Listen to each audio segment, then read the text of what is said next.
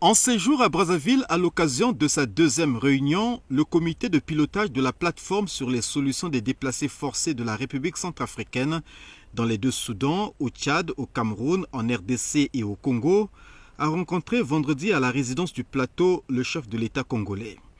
Ce comité est allé faire part à Denis Sassou Nguesso de ses activités dans le cadre du retour au bercail de ces déplacés forcés suite aux différentes guerres civiles qu'a connues la RCA. C'est ce pays, par l'entremise de Bemaka Sui Josiane Lina, ministre de l'Action humanitaire, de la solidarité et de la réconciliation nationale, qui assure la présidence permanente du dit comité. Elle est très marquée par les précieuses orientations du président de la République. Nous avons été reçus chaleureusement par son Excellence le président de la République qui nous a pris un peu à contre-pied. Nous parlons des conditions de retour, des constructions, des logements sociaux dans les zones de retour. Mais lui, il nous a beaucoup parlé sur les solutions durables dans le cadre de la paix.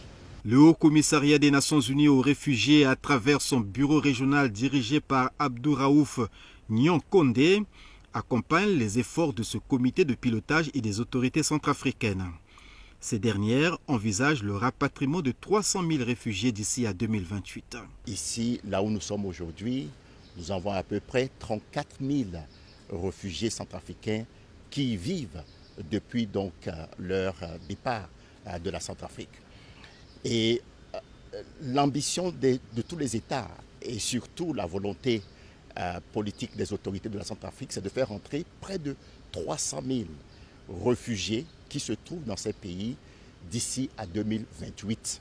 Membre de ce comité de pilotage, la République démocratique du Congo, qui fait partie des pays d'accueil des déplacés forcés de la RCA, est elle-même en proie à l'instabilité dans sa partie est, occasionnant des situations similaires. Chabani Loko Jacquemin, vice-premier ministre, ministre de l'Intérieur, Sécurité, Décentralisation, Affaires coutumières, appelle à la solidarité. La situation est assez inquiétante et je crois qu'il était important pour la République démocratique du Congo de venir marquer sa présence à ces assises de la manière la plus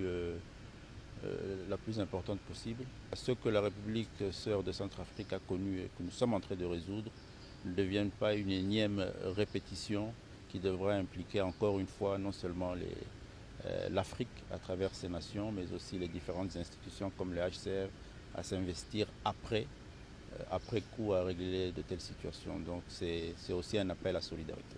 Soulignant qu'au terme de la réunion du comité de pilotage de la plateforme sur les solutions des déplacés forcés de la RCA, la République du Congo va prendre la vice-présidence tournante du dit comité.